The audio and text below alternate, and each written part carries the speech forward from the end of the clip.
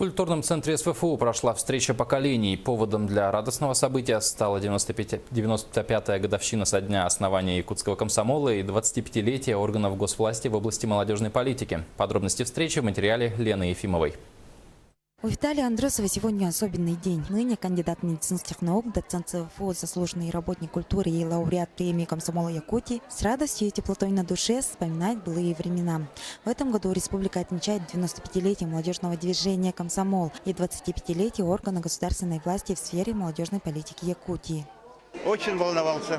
Мы в таком возрасте, что действительно любое событие, хорошее или еще не очень хорошее, все равно волнует. Я вспоминаю своих старших товарищей, они в жизни состоялись. Хотя вот в наше сейчас вот такое время, мы все-таки в своей душе сохранили образ служения народу. Комсомол в Якутии занимал всегда достойное место в создании и укреплении общества, а для многих он стал настоящей школой жизни. И сегодня прошедшие школу молодежного лидерства востребованы временем, успешно работает и активно проявляет свою гражданскую позицию. Молодежь самая лучшая, потому что это наше будущее. Это очень активные, разнообразно, умные и сейчас очень творческие люди.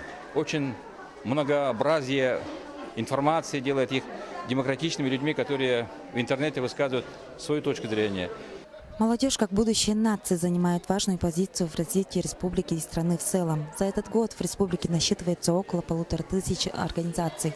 Я считаю, в дальнейшем Министерство молодежи должно быть усилено, и чтобы и кадровые вопросы решались Министерством молодежи на уровне районов республики Саха-Якутия, поселений, чтобы они очень плотно взаимодействовали. Общественные объединения сегодня должны поддерживаться на всех уровнях, как на уровнях муниципального управления, так и органов исполнительной власти.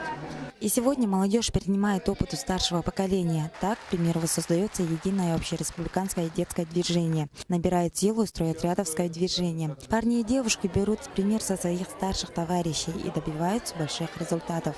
Елена Ефимова, Василий Соловьев, НК Саха-Якутск.